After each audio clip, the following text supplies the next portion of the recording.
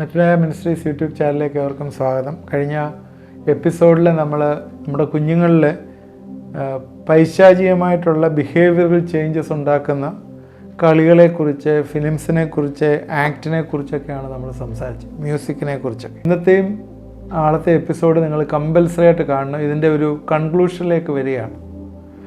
ഇന്നത്തെയും നാളത്തെ എപ്പിസോഡ് എന്ന് ഇന്ന് പറയുന്ന നിങ്ങളുടെ കുട്ടികൾ സാത്താൻ്റെ പിടിയിലായി എന്ന് എങ്ങനെ മനസ്സിലാക്കാം. അതിനോട് ചേർന്ന് തന്നെ സ്പെഷ്യൽ പ്രേയേഴ്സ് ഫോർ ചിൽഡ്രൻ, പിതാക്കന്മാരും ഇപ്പം ഞാൻ ഉദ്ദേശിക്കുന്നത് വിശ്വാസികളുമായിട്ട് ബന്ധപ്പെട്ടാണ്. അല്ലാത്തവർ ആയോ ഇല്ലയോ, അല്ലെങ്കിൽ അവർക്ക് അതിനെക്കുറിച്ചുള്ള ചിന്തയോ സീരിയസ്നെസ്സോ ഒന്നും ഉണ്ടാകത്തില്ല. അവരെന്താ ചെയ്യുന്നത്, ഇതൊരു സൈക്കോളജിക്കൽ ഡിസോർഡറാണ് അല്ലെങ്കിൽ ന്യൂറോളജിക്കൽ ഇഷ്യൂ ആണെന്ന് പറഞ്ഞിട്ട് ഒരു മാനസിക ഒരു സൈക്കാട്രിസ്റ്റിനരികെ പോവും. അവരെന്തെങ്കിലുമൊക്കെ ഗുളിക തരും.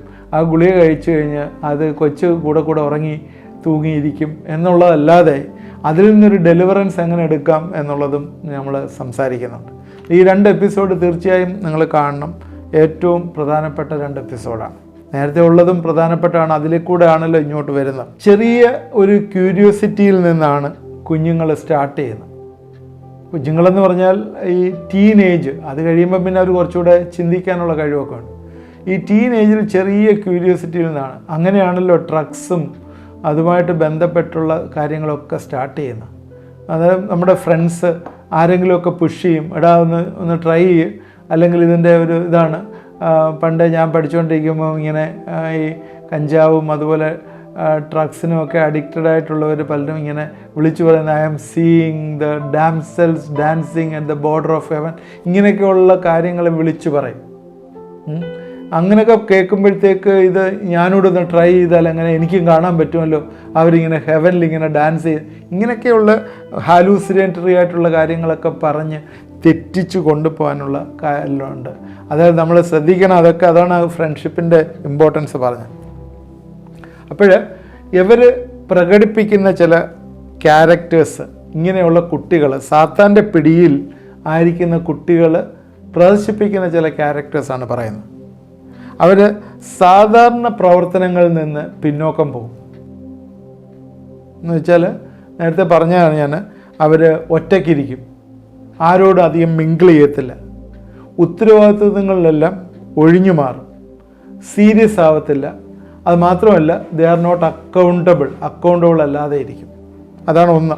സാധാരണ പ്രവർത്തനങ്ങളിൽ നിന്ന് വിഡ്രോ ചെയ്തിരിക്കുന്ന ഒരവസ്ഥ. നിങ്ങളുടെ കുഞ്ഞുങ്ങൾ ആ രീതിയിലുണ്ടോ എന്ന് ശ്രദ്ധിക്കുക. അതൊരു സൈനാണ്, അവൻ സാത്താൻ്റെ പിടിയിലാണ് എന്നുള്ളതിൻ്റെ സൈനാണ്. രണ്ടാമത്, വയലൻസ്, ഡിസ്ട്രക്ഷൻ ആൻഡ് ഡെത്ത്, ഇങ്ങനെയുള്ള കാര്യങ്ങൾ പ്രൊമോട്ട് ചെയ്യും. വയലൻസ്, എന്തെങ്കിലും ബഹളം ഉണ്ടാക്കുന്ന കാര്യങ്ങൾ, അങ്ങനെയുള്ള സിനിമകൾ കാണണമെന്ന് പറയും. നാശം ഉണ്ടാക്കുന്ന, മരണം, ഇങ്ങനെയുള്ള കാര്യങ്ങൾ പറയും, പ്രൊമോട്ട് ചെയ്യും. അവർ പടം വരയ്ക്കുന്നതും ഏകദേശം ഇങ്ങനെയൊക്കെയുള്ള പടങ്ങളായിരിക്കും വരയ്ക്കുന്നത്. വയലൻസിൻ്റെ പടം, അല്ലെങ്കിൽ മരണത്തിൻ്റെ അല്ലെങ്കിൽ ഡിസ്ട്രക്ഷൻ്റെ പടങ്ങളുമൊക്കെ ആയിരിക്കും വരയ്ക്കുക. മൂന്നാമത്, ലോ സെൽഫ് ഇമേജ്. അവർ ഒറ്റയ്ക്കിരിക്കും, ഇങ്ങനെ എന്തെങ്കിലും ചിന്തിച്ച് ലോ ആയിട്ട് ഇങ്ങനെ അവരെന്താ ഒരു ഒപ്റ്റിമിസ്റ്റിക് ആയിട്ടുള്ളൊരു വ്യൂ അല്ല, പലപ്പോഴും ഒരു നെഗറ്റീവ് വ്യൂവിൽ ഇങ്ങനെ ഒറ്റയ്ക്കിരിക്കുന്ന, എന്തൊക്കെയോ ചിന്തിച്ചിരിക്കുന്നതായിട്ട് കാണാം.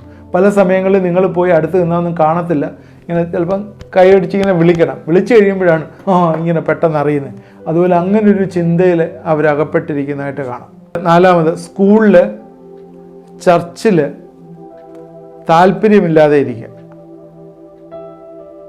അതെങ്ങനെയാണെന്ന് വെച്ചാൽ, അവരുടെ സ്കൂളിലുള്ള ഗ്രേഡിൽ അവർ ഡ്രോപ്പ് ആവുക, സ്കൂളിൽ പോകാതിരിക്കുക,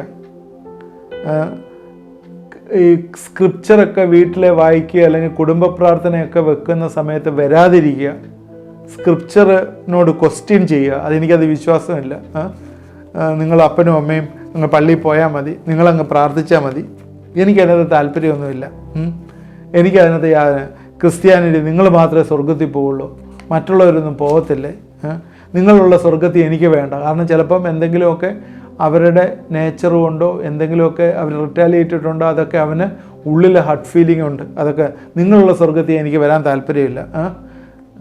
ഈ ക്രിസ്ത്യാനികളൊക്കെ ഒരേ ടൈപ്പാണ്, ഒരുത്തനും ഒരു സഹായിക്കത്തില്ല, കെയർ ചെയ്യത്തില്ല. എന്നാൽ ഇതൊക്കെ ഡൈവേർട്ട് ചെയ്ത് പറയും. എന്താണ് നമ്മൾ പറയാൻ ആഗ്രഹിക്കുന്നത് അതിനെതിരായിട്ട് ക്രിസ്ത്യാനിറ്റിയോട് ശത്രുത്വം പുലർത്തുന്ന മനോഭാവം. ഇത് ഒരു സിമ്പിളാണ്. സ്കൂളിൽ ചർച്ചിലും താല്പര്യമില്ലാതിരിക്കുക, ഗ്രേഡുകൾ താഴെ വരിക, സ്കൂളിൽ പോകാതിരിക്കുക, സ്ക്രിപ്ചറിനെ ക്വസ്റ്റ്യൻ ചെയ്യുക, കുടുംബ പ്രാർത്ഥനയെ വരാതിരിക്കുക, എനിക്ക് ഉറക്കം വരുന്നെന്നും പറഞ്ഞ് കയറി കിടക്കുക, അല്ലെങ്കിൽ എപ്പോഴും തലവേദനയാണെന്ന് പറയുക, അല്ലെങ്കിൽ എനിക്ക് ഭക്ഷണം വേണ്ടെന്നും പറഞ്ഞ് ഒരു നോൺ കോപ്പറേറ്റീവ് മെൻറ്റാലിറ്റിയിൽ ഇരിക്കുക. ഇതെല്ലാം റെസിസ്റ്റൻസ് കാണിക്കുന്ന ക്രിസ്ത്യാനിറ്റിയോട് ശത്രുത്വം പുലർത്തുക, ഇങ്ങനെയൊക്കെയുള്ള കാര്യം. അഞ്ചാമത് ഒരു കാര്യമാണ് കറുത്ത നിറത്തോട് ഇഷ്ടം തോന്നുക. ഇത് സൈറ്റാനിക്കായിട്ടൊരു തിങ്കിങ് ആണ്. കറുത്ത നിറത്തോട് ഇഷ്ടം തോന്നുക, ആര് അതിനെതിരെ പറഞ്ഞാലും റിയാക്ട് ചെയ്യാതിരിക്കുക. ഇപ്പം എനിക്കൊരു ഇഷ്ടം കറുത്ത നിറത്തോടാണ്, ഞാൻ എല്ലാം അണിയുന്ന കറുത്താണ്, ഉടുപ്പ് കറുത്താണ്, ഞാൻ ഉപയോഗിക്കുന്ന പേന കറുത്താണ്, ബെൽറ്റ് കറുത്താണ്, അല്ലെങ്കിൽ എനിക്ക് കറുത്ത സ്ഥലത്ത് നിൽക്കാൻ, ഞാൻ പടം വരയ്ക്കുന്ന കറുത്ത പെയിൻ്റാണ് അടിക്കുന്നത്, അങ്ങനെയൊക്കെയുള്ള എല്ലാം കറുത്ത. ആരെങ്കിലും എന്തെങ്കിലും പറഞ്ഞാൽ ഒന്നും മിണ്ടാതെ അതിന് റിയാക്ട് ചെയ്യാതിരിക്കുക. അത് ശ്രദ്ധിക്കുക, കറുപ്പിനോട് ഇഷ്ടം തോന്നും. ആറാമത് ഉള്ളത് മാതാപിതാക്കൾ പറയുന്നത് സീരിയസ് ആയി എടുക്കാതിരിക്കുക. മാതാപിതാക്കൾ പല കാര്യങ്ങൾ പറയും, എടാ നീ അത് ചെയ്യണം, ഇന്നത് ചെയ്യണം, തലകുലുക്കും, എന്നാൽ അത് ചെയ്യത്തില്ല, റൂമിൽ കയറി കതവടച്ചിട്ടിരിക്കും. അതുപോലെ അവന് നേരത്തെ വല്ല കൂട്ടുകാരുണ്ടായിരുന്നു, സൺഡേ സ്കൂളിലോ അല്ലെങ്കിൽ അവനായിരുന്നു നല്ല കൺസ്ട്രക്റ്റീവായിട്ട് കുറച്ച് കൂട്ടുകാരുണ്ടായിരുന്നു, അവരെയെല്ലാം ഉപേക്ഷിച്ചിട്ട് ഇപ്പം പുതിയ കൂട്ടുകാരാണ്, പഴയ കൂട്ടുകാരൊന്നുമല്ല. അവനിപ്പം ടീനേജൊക്കെ ആയാലും ഇപ്പം അവൻ്റെ രീതിയിൽ ചെയ്യുന്ന, അവൻ്റെ കൂടെ വളർന്നവരും ടീനേജായി, അവരെല്ലാം ഉപേക്ഷിച്ചിട്ട് പുതിയ കൂട്ടുകാരുമായിട്ട് ജീവിക്കുക, അതനുസരിച്ചുള്ള കാര്യങ്ങൾ ചെയ്യുക. അന്നേരം അവരുടെ പുതിയ കൂട്ടുകാർക്ക് പുതിയ സ്റ്റൈലായിരിക്കും, അതിനകത്ത് പല കാര്യങ്ങൾ കാണും, നേരത്തെ പറഞ്ഞ പല കാര്യങ്ങൾ പുതിയ കൂട്ടുകാർക്ക് കാണും, അവർ അവരുടേതായിട്ടുള്ള സ്റ്റൈലിൽ അങ്ങനെ പോവും. അതാണ് ആറാമത്തെ കാര്യം. ഏഴാമത്തെ കാര്യം പിശാചിൻ്റെ സിമ്പിൾസിനെ കുറിച്ച് ഞാൻ ഡീറ്റെയിൽ ആയിട്ട് പറയും. പിശാചിൻ്റെ സിമ്പിൾസ് വസ്ത്രത്തിൽ, മാലയിൽ, കളിക്കുന്ന സാധനങ്ങൾ, ഇതിനകത്തെല്ലാം ഉപയോഗിക്കും. പിശാചിന് ഒരുപാട് സിമ്പിൾസ് ഉണ്ട്, നമുക്ക് അറിയാവുന്ന പോലെ 19 സിമ്പിൾസ് ഉണ്ട്. അത്രയൊന്നും പറയത്തില്ലെങ്കിലും കുറച്ചൊക്കെ നമ്മൾ നോർമലായിട്ട് കാണുന്ന കുറേ സിമ്പിൾസ് ഞാൻ നിങ്ങളെ കാണിക്കുക, ഇതിനകത്ത് സ്ലൈഡിൽ കൂടെ കാണിച്ച് നിങ്ങളോട് പറയാം എങ്ങനെയൊക്കെയാണ് പിശാചിൻ്റെ സിമ്പിൾസ് എന്ന്. അത് സാധാരണ മാലയിലെ, അതുപോലെ അവനിടുന്ന ടീഷർട്ടാണെങ്കിൽ അതിനകത്ത് അങ്ങനെയുള്ളത് തന്നെ തിരഞ്ഞെടുക്കും. ഇപ്പോൾ ഒരുപാട് പിശാചിൻ്റെ സിമ്പിൾസ് ഉള്ള ടീഷർട്ടുകളും ഒക്കെ ഒരുപാട് ഇറങ്ങുന്നുണ്ട്. അതൊക്കെ പിശാചിന് ജയമെടുക്കാനായിട്ടാണ്, അത് ആവശ്യമായിട്ടുള്ള അവൻ്റെ ഫോളോവേഴ്സാണെന്ന് കാണിക്കാനായിട്ട്. അത് വസ്ത്രത്തിലും മാലയിലും കളിക്കുന്ന സാധനങ്ങളിലും ഒക്കെ ഉപയോഗിക്കാം. എട്ടാമത്തെ കാര്യം, 7 കാര്യം ഞാൻ പറഞ്ഞു. എട്ടാമത്തെ കാര്യം സൈറ്റാനിക് ലിറ്ററേച്ചർ വായിക്കുക. സൈറ്റാനിക് ലിറ്ററേച്ചർ നമുക്ക് അവൈലബിൾ ആണ്, സാത്താൻ്റെ ബൈബിൾ തന്നെ അവൈലബിൾ ആണ്. അല്ലാതെ തന്നെ പിശാച് ജയമെടുക്കുന്ന കാര്യങ്ങളുണ്ട്. എന്ന് വെച്ചാൽ എന്താ പറഞ്ഞ് തിന്മ ജയിക്കുന്ന കാര്യങ്ങൾ, ക്രിസ്ത്യൻസിനെ നശിപ്പിക്കുന്ന കാര്യങ്ങൾ, അല്ലെങ്കിൽ ക്രൂശിന് എഗൻസ്റ്റായിട്ടുള്ളത്, യേശുക്രിസ്തുവിൻ്റെ മരണം നമ്മുടെ ഡെലിവറൻസിന് കാരണമായി തീർന്നതിനെതിരായിട്ടുള്ള പഠിപ്പിക്കലുകൾ, ഇങ്ങനെയൊക്കെയുള്ള കുറേ പുസ്തകങ്ങളുണ്ട്. അതുപോലെ എത്തിസ്റ്റിൻ്റെ പുസ്തകങ്ങൾ വായിക്കുക, ദൈവം ഇല്ലെന്ന് പറയുന്ന പുസ്തകങ്ങൾ വായിക്കുക, ടെറർ മൂവീസ് കാണുക. പിന്നെ അവരുടെ മ്യൂസിക്കുകൾ ശ്രദ്ധിച്ചാൽ ചെവിയിൽ ഇങ്ങനെ ഇതിട്ട് യൂട്യൂബിൽ നിന്നോ അല്ലെങ്കിൽ ഇതിൽ നിന്ന് അവർ കേൾക്കുന്ന black metal, heavy metal music ഇത് കേൾക്കുക. ഇങ്ങനെ ഭയങ്കര സൗണ്ടിലുള്ള മെറ്റൽ മ്യൂസിക് കേൾക്കുക, ബ്ലാക്ക് മ്യൂസിക് കേൾക്കുക. ഇതൊക്കെ ഒരു നേച്ചറാണ്, പിശാചിൻ്റെ അടിമയിലായി അവൻ്റെ കീഴിലാണെന്നുള്ളതിൻ്റെ. ഒമ്പതാമത്തെ കാര്യം ഇവർ ഡ്രഗ്സ്, ആൽക്കഹോള് യൂസ് ചെയ്യുന്നതായിട്ട് കാണാം. യൂസ് ചെയ്യുന്നതായിട്ട് കാണാം. ഈ ആൽക്കഹോളിൻ്റെ കൂടെ ഡ്രഗ്സ് നമുക്കറിയത്തില്ല, സിഗരറ്റ് വലിക്കും, ബാക്കിയുള്ള കാര്യങ്ങളൊക്കെ യൂസ് ചെയ്യുന്ന കാണാം. ഇങ്ങനെയുള്ളവർ കാണാം. പത്താമത്തെ പോയിൻ്റ്, എക്സസീവായിട്ടുള്ള ഫിയറും ആങ്സൈറ്റി അവർക്കുണ്ടാവും. എന്ത് കണ്ടാലും പേടിക്കുക, ആളുടെ മുമ്പിൽ ഫേസ് ചെയ്യാതിരിക്കുക, പെട്ടെന്ന് തന്നെ ചില സമയങ്ങളിൽ അവർ അങ്ങ് അബ്രപ്റ്റായിട്ട് ഇമോഷൻ വന്നിട്ട് പെട്ടെന്ന് പ്രതികാരം ചെയ്യാൻ നോക്കുക. വലിയ ആങ്സൈറ്റി ആയിരിക്കും ഉള്ളിൽ. എന്താ ചെയ്യുന്നതെന്ന് അറിയാത്ത രീതിയിൽ, ആരെ റിലേറ്റീവ് ആണെന്നോ അപ്പനാന്നോ അമ്മയാന്നോ ഒന്നും നോക്കത്തില്ല, അവർ ആ രീതിയിലായിരിക്കും എൻ്റെ പ്രതികരണം. ആ രീതിയിൽ എക്സസീവ് ഫിയർ ആൻഡ് ആങ്സൈറ്റിയിൽ പ്രതികരിക്കുക. ഇതാണ് സാധാരണ ഇനിഷ്യൽ സ്റ്റേജ് അല്ല, 1-2 വർഷങ്ങളിലൊക്കെ പിശാച് അറ്റാക്ക് ചെയ്ത, നന്നാക്കാൻ വേണ്ടിയല്ലല്ലോ പിശാച് അറ്റാക്ക് ചെയ്യുന്നത്, അല്ലേ? പിശാച് അറ്റാക്ക് ചെയ്യുന്നത് നന്നാക്കാൻ വേണ്ടിയല്ല, നശിപ്പിക്കാൻ വേണ്ടിയാണ്. ഈ യൂത്തിനെ പിശാച് അറ്റാക്ക് ചെയ്തവരുടെ ചില ഇതല്ലാത്ത നേച്ചറുകളും കാണുമായിരിക്കാം. ഞാൻ ഒബ്സർവ് ചെയ്ത നേച്ചറും ചില ബുക്സുകളിൽ നിന്ന് സൈറ്റാനിക് അറ്റാക്സ് എങ്ങനെയാണ് ഉണ്ടാവുന്നത് ചില ബുക്സുകളിൽ നിന്നും ഒക്കെ കിട്ടിയ റെഫറൻസ് വെച്ചാണ് ഞാൻ പറയാം. ഇനിയും ഇത് ഒരു തലം കൂടി അങ്ങോട്ട് വർദ്ധിക്കും. ഇത് കുറച്ചും കൂടി അങ്ങ് വർദ്ധിക്കും. 1-2 വർഷമൊക്കെ കഴിയുമ്പോഴത്തേക്ക് പിശാച് ഇങ്ങനെ വർക്ക് ചെയ്തുകൊണ്ടേ ഇരിക്കുകയാണല്ലോ. പിശാച് ഇങ്ങനെ കയറി വർക്ക് ചെയ്തുകൊണ്ടേ ഇരിക്കുക. യവന്, ഈ വ്യക്തി ആണായാലും പെണ്ണായാലും, ഈ നൈസ് എന്ന് പറഞ്ഞാൽ കത്തികൾ, ഡാഗേഴ്സ്, ഇങ്ങനെ വാള് പോലെ ഇങ്ങനെ ഉറയ്ക്കകത്ത് ഇങ്ങനെ ഇടുന്ന വാളുകൾ, അതുപോലെ sacrifices, black masses, Satanic rituals, ഇതൊക്കെ സൂക്ഷിക്കാൻ തുടങ്ങും. അവിടെ കത്തി കാണും, ഇങ്ങനെ ഡാഗേഴ്സ് പോലുള്ള സാധനങ്ങൾ കാണും. ബ്ലാക്ക് അവിടെ മാസിന് ഉപയോഗിക്കുന്ന സാധനങ്ങളൊക്കെ കാണും. പിന്നെ അതുപോലെ തന്നെ വേറൊരു കാര്യം ശ്രദ്ധിച്ചാൽ അറിയാം, അവിടെ വസ്ത്രങ്ങളിലെ കറുപ്പ്, ചുവപ്പ്, വെള്ള മുതലായ ക്യാൻഡിൽസിൻ്റെ ട്രിപ്പിങ്സ് അവിടെ വസ്ത്രത്തിൽ കാണും. അതെന്തെങ്കിലും പൂജ നടത്തുകയോ അല്ലെങ്കിൽ സാത്താനെ പൂജിക്കുകയോ അതിനൊക്കെ ചെയ്ത മെഴുകുതിരികൾ, ചുവപ്പ്, കറുപ്പ്, വെള്ള മെഴുകുതിരികൾ ഉപയോഗിച്ചതിൻ്റെ ഡ്രിപ്പിങ്സ് കാണും. അതുപോലെ സാത്താൻ്റെ ആരാധനയ്ക്ക് ഉപയോഗിക്കുന്ന ഉപകരണങ്ങൾ കൊണ്ട് നടക്കും. അത് അവിടെ ബെൽസ് ഉണ്ട്, ഗോങ്സ് ഉണ്ട്, അതുപോലെ കുർബാനയുടെ വേഫേഴ്സ് ഉണ്ട്. ഇതൊക്കെ അവിടെ കാണും. ഇതൊക്കെ അവർ അടിച്ചു മാറ്റി അവിടെ കയ്യിൽ വെക്കും. 4ാമത് സാത്താൻ്റെ സിംബൽസ്, നേരത്തെ പറഞ്ഞു, സിംബൽസിൻ്റെ കാര്യം പറഞ്ഞു. അത് ഞാൻ കൂടുതൽ ഡീറ്റെയിൽസ് ആയിട്ട് പറയും, കാരണം അതെല്ലാവരും മനസ്സിലാക്കേണ്ടതാണ്. സാത്താൻ്റെ സിംബൽസ് ശരീരത്തിൽ ടാറ്റു ചെയ്യും. പല സ്ഥലങ്ങളിൽ ശരീരത്തിൽ ടാറ്റു ചെയ്യും. അത് എൻഗ്രേവ് ചെയ്യും. ചിലത് ഭയങ്കരമായിട്ട് എൻഗ്രേവ് ചെയ്യും. വിരലുകൾ മുറിച്ച് കളയും. സാത്താന് വേണ്ടിയാണ്. വിരലുകൾ മുറിച്ച് കളയും. സാത്താൻ്റെ ബുക്കുകൾ, black magic, worship, secret code, ഇതൊക്കെ സൂക്ഷിക്കും. സാത്താൻ്റെ ബുക്കുകൾ, ബ്ലാക്ക് മാജിക്ക്, വർഷിപ്പ്, സീക്രട്ട് കോഡൊക്കെ സൂക്ഷിക്കും. ഇത് ലാസ്റ്റ് മൊമെൻറ്റിലേക്ക് വരുമ്പോഴേ സാത്താൻ്റെ ആൾട്ടർ ബെഡ്റൂമിലുണ്ടാക്കി ലൈറ്റൊക്കെ ഇട്ട് മൃഗങ്ങളുടെ അവശിഷ്ടങ്ങളൊക്കെ വെച്ച് വർഷിപ്പ് ചെയ്യാനായിട്ട് വേണം. സാത്താൻ ഇഷ്ടമുള്ള സാധനങ്ങൾ അതല്ല. സാത്താൻ്റെ ആൾട്ടേഴ്സ് ബെഡ്റൂമിലൊക്കെ ഉണ്ടാക്കി ലൈറ്റൊക്കെ ഇട്ട് മൃഗങ്ങളുടെ ചില എല്ലുകളും അല്ല തലയോട്ടികളും അതിൻ്റെ ഒക്കെ വെച്ചിട്ട് അതിനോട് ചേർത്ത് വെച്ച് വർഷിപ്പ് ചെയ്യാനൊക്കെ തുടങ്ങി. ഇതങ്ങ് ലേറ്റസ്റ്റ് സ്റ്റേജിലാവുമ്പോഴാണ്. പിന്നെ ഇത് കഴിയുമ്പോഴാണ് ഇവർ, പിന്നെ നേരത്തെ പറഞ്ഞല്ലോ കത്തിയൊക്കെ ഉണ്ടല്ലോ കയ്യിൽ, പിന്നെ ഇവർ സാത്താന് വേണ്ടി ബ്ലഡ് ഒഴുക്കാനായിട്ട് ശ്രമിക്കും. അവിടെയാണ് കൊലപാതകങ്ങൾ നടക്കുന്നത്. ആരാന്നൊന്നും നോക്കത്തില്ല, കൊല്ലം. അതിന് ഇപ്പം ഇത്രയും കാര്യങ്ങൾ ഞാൻ പറഞ്ഞതിൽ നിന്ന് ഈ അടുത്ത് നടന്ന കൊലപാതകങ്ങൾ പത്രത്തിൽ മുഖേന നിങ്ങൾ കണ്ട്, യൂട്യൂബ് വഴിയൊക്കെ നിങ്ങൾ കണ്ടെങ്കിൽ ആ പറഞ്ഞിരിക്കുന്ന കാര്യവും ഈ പറഞ്ഞ സിമ്പിൾസും ഒക്കെ എത്ര ഈക്വലായിട്ട് അത് വരുന്നുവെന്ന് നിങ്ങൾ കാണുക.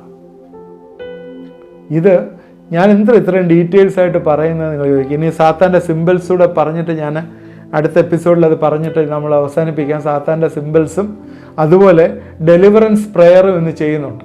ഇത് കഴിഞ്ഞിട്ട് നിങ്ങളിത് കണ്ടുകൊണ്ടിരിക്കുന്നതുകൊണ്ട് ഡെലിവറൻസ് പ്രെയറും ചെയ്യുന്നുണ്ട്. ദൈവം തന്നിരിക്കുന്ന വെളിപ്പാടും ദൈവം തന്നിരിക്കുന്ന അനോയിൻറ്റിങ്ങും വെച്ച് പ്രാർത്ഥിച്ച സാത്താനും ഒത്തിരി ഗ്രേഡുകളുണ്ടല്ലോ.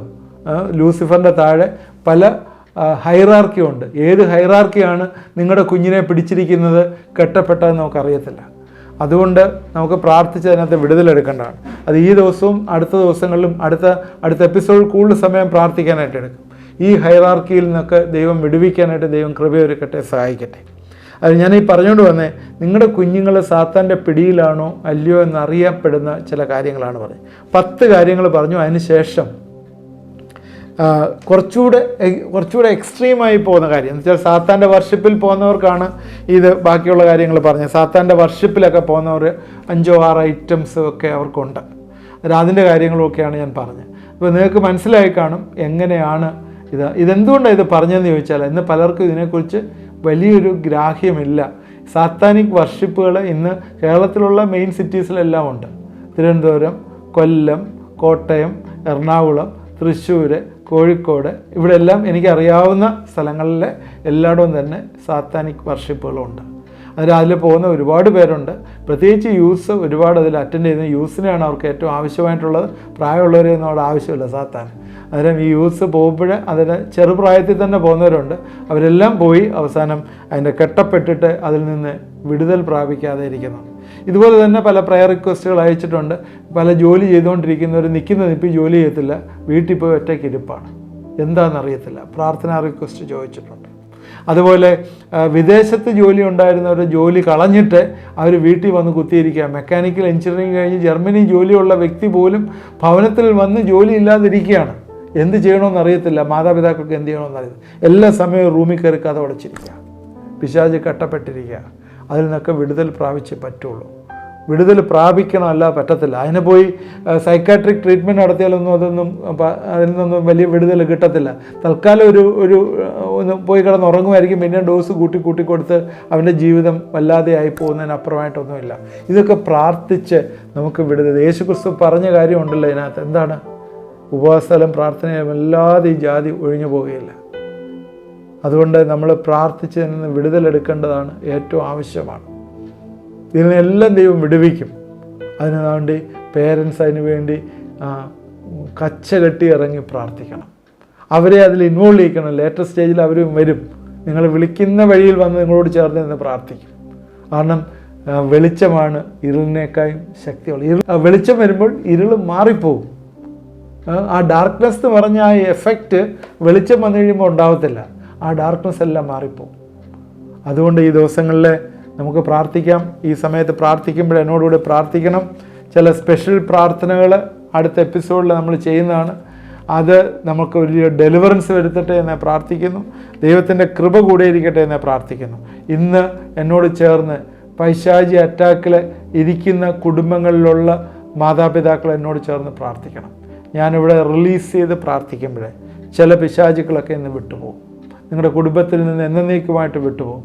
ചില കുഞ്ഞുങ്ങൾ, നേരത്തെ പറഞ്ഞ പോലെ ഭവനത്തിൽ കയറാത്ത കുഞ്ഞുങ്ങൾ, കുടുംബ പ്രാർത്ഥനയിൽ ഇരിക്കാത്ത കുഞ്ഞുങ്ങൾ, അതുപോലെ നിങ്ങൾ പറയുന്ന അനുസരിക്കാത്ത കുഞ്ഞുങ്ങൾ, ദൈവവചനപ്രകാരമല്ലാത്ത കാര്യങ്ങളിലെല്ലാം ഇടപെടുന്ന കുഞ്ഞുങ്ങൾ, അവരിൽ നിന്നൊക്കെ ദൈവം അവരെ പിശാചിൽ നിന്നൊക്കെ വിടുവിച്ച് അവരെ കൊണ്ടുവരും. അതുപോലെ കൊച്ചു കുഞ്ഞുങ്ങൾ സ്കൂളിലും ചർച്ചിലും താല്പര്യമില്ലാതിരിക്കുന്ന, ഗ്രേഡ് താഴോട്ട് പൊയ്ക്കൊണ്ടിരിക്കുന്നത്, വേറെ ചിന്തകൾ വരുന്നത്, ഗെയിംസിന് അഡിക്ഷനായിരിക്കുന്നത്, അതുപോലെ പൈസ പബ്ജിയിലും റമ്മിലും ഒക്കെ പൈസ കളയുന്ന കുഞ്ഞുങ്ങൾ, ഇതെല്ലാം ദൈവം നിങ്ങളെ വിടുവിക്കാനായിട്ട് മതിയായിട്ടുള്ളത്. പ്രാർത്ഥിക്കാം. ദൈവമായ കർത്താവേ, ഇത് കണ്ടുകൊണ്ടിരിക്കുന്ന പ്രിയപ്പെട്ടവരെ ഞങ്ങളെ ഏൽപ്പിച്ച് പ്രാർത്ഥിക്കുന്നു. പിതാവിൻ്റെയും പുത്രൻ്റെയും പരിശുദ്ധാത്മാവിൻ്റെയും നാമത്തിലെ പൈശാചി ശക്തികളെ കർത്താവേ, ആ ഭവനത്തിലുള്ളതിനെ ഞങ്ങളെ ബന്ധിച്ച് പ്രാർത്ഥിക്കുന്നു. നിന്റെ രക്തം ഉള്ളിടത്ത് ജയം. നിന്റെ രക്തം ഞങ്ങളെ സകല പാപവും പോക്കി ശുദ്ധീകരിക്കുന്നു. നീ കാൽവറി ക്രൂശിലെ മരിച്ച് കർത്താവെ സാത്താനെയും മരണത്തെയും എന്നേക്കുമായി തള്ളിയിട്ടു. സ്തോത്രം. കർത്താവെ, നീ ക്രൂശിലെ ജയോത്സവം കൊണ്ടാടി. കർത്താവെ, ഞങ്ങളുടെ മുമ്പിലെ കർത്താവെ ശക്തിയില്ലാത്ത ശത്രുവായി നിൽക്കുകയാണ് സാത്താൻ. എന്നാൽ ഞങ്ങൾ ഈൽഡ് ചെയ്ത് കൊടുത്തു കഴിഞ്ഞാൽ കർത്താവെ, അവൻ ജീവിതം നഷ്ടപ്പെടുത്തി കളയും, നശിപ്പിച്ചു കളയും ഞങ്ങൾ അറിയുന്നു. കർത്താവെ, എന്നോടുകൂടെ ചേർന്ന് പ്രാർത്ഥിക്കുന്ന മാതാപിതാക്കളുടെ കുഞ്ഞുങ്ങൾക്ക് ഇന്ന് രാത്രിയിലെ കർത്താവെ പൂർണ്ണമായിട്ടുള്ള വിടുതൽ അയക്കണമേ എന്ന് പ്രാർത്ഥിക്കുന്നു. നിന്റെ വലിയ കൃപ അവരോട് കൂടെ ഇരിക്കട്ടെ എന്ന് പ്രാർത്ഥിക്കുന്നു. എല്ലാ ബന്ധനങ്ങളും യേശുവിൻ്റെ നാമത്തിൽ പൊട്ടിമാറട്ടെ എന്ന് പ്രാർത്ഥിക്കുന്നു. Hallelujah, hallelujah. ഈ ദിവസങ്ങളിൽ കർത്താവെ അത് പൊട്ടിമാറട്ടെ എന്ന് പ്രാർത്ഥിക്കുന്നു. എല്ലാ ഡെലിവറൻസ് കർത്താവെ അവിടെ വന്നു ചേരട്ടെ എന്ന് പ്രാർത്ഥിക്കുന്നു. ഏത് തലത്തിലുള്ള ഹൈറാർക്കിയിലുള്ള സാധനം, ഏത് ഡെമോണിക് ആക്ടിവിറ്റി ആയാലും, കുഞ്ഞുങ്ങളെ റിലേഷൻഷിപ്പ് ഇഷ്യൂവിൽ തകർന്നിരിക്കുന്ന കേസുകൾ ഇന്ന് രാത്രിയിലെ ദൈവത്തിൻ്റെ കൃപയാൽ ഇന്ന് സൗഖ്യം പ്രാപിക്കുന്നു. സ്തോത്രം. ജീവിതത്തിലെ കെട്ടപ്പെട്ടിരിക്കുന്ന പഠനകാര്യങ്ങൾ കെട്ടപ്പെട്ടിരിക്കുന്ന കുഞ്ഞുങ്ങളെ ഇന്ന് യേശുവിൻ്റെ നാമത്തിലെ സൗഖ്യം പ്രാപിക്കുന്നു. സ്തോത്രം. മാനസികമായ ഡിപ്രഷനിൽ ഇന്ന് ഒന്നും ചെയ്യാൻ വയ്യാതിരിക്കുന്ന കുഞ്ഞുങ്ങളെ യേശുവിൻ്റെ നാമത്തിൽ ഇന്ന് വിടുതൽ പ്രാപിക്കുന്നു. സ്തോത്രം. എന്നോടുകൂടെ നിങ്ങളൊന്ന് ചേർന്ന് പ്രാർത്ഥിക്കുമോ? എല്ലാ ഫിയറിലും ആങ്സൈറ്റിയിലും ഇരിക്കുന്ന കുഞ്ഞുങ്ങളെ യേശുവിൻ്റെ നാമത്തിൽ വിടുതൽ പ്രാപിക്കുന്നു. സ്തോത്രം. ഡ്രഗ്സ്, ആൽക്കഹോളിന് അഡിക്റ്റ് ആയിരിക്കുന്ന കുഞ്ഞുങ്ങളെ അതിൽ നിന്ന് ഇന്ന് രാത്രികാലം യേശു വിടുവിക്കുന്നോർത്ത് സ്തോത്രം. ദൈവമേ, നിൻ്റെ കരങ്ങളിലേക്ക് ഏൽപ്പിച്ച് പ്രാർത്ഥിക്കുന്നു. എന്നോടുകൂടെ ചേർന്ന് പ്രാർത്ഥിച്ചവർക്ക് നീ വലിയ വിടുതൽ ഈ ദിവസങ്ങളിൽ അയക്കുന്നോർത്ത് സ്തോത്രം. നിൻ്റെ കരങ്ങളിലേക്ക് സമർപ്പിക്കുന്നു. പ്രാർത്ഥന കേട്ടോർത്ത് സ്തോത്രം. യേശു ക്രിസ്തുവിൻ്റെ നാമത്തിൽ പ്രാർത്ഥിക്കുന്നു, കേൾക്കുമാറാകണമേ. ആമേൻ.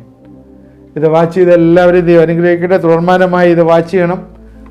അടുത്തൊരു എപ്പിസോഡ് കൂടി നമ്മൾ കുഞ്ഞുങ്ങളുടെ മേലുള്ള പൈശാചി അറ്റാക്കിൻ്റെ ഡെലിവറൻസ് എടുക്കുകയാണ്.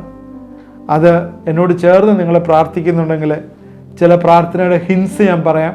അത് നിങ്ങളെ ഏറ്റെടുത്ത് പ്രാർത്ഥിച്ചാൽ വലിയൊരു വിടുതൽ തരും.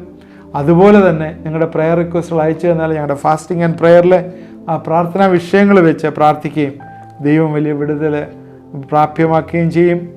തീർച്ചയായും നിങ്ങൾക്ക് പ്രയോജനമായി എന്ന് വിചാരിക്കുന്നു. ഇത് നിങ്ങൾ മറ്റുള്ളവർക്ക് ഷെയർ കൊടുക്കണം, കമൻ്റ് ഉണ്ടെങ്കിൽ കമൻറ്റ് ബോക്സിൽ ഇടണം. ദൈവം നമ്മളെ എല്ലാവരെയും അനുഗ്രഹിക്കട്ടെ.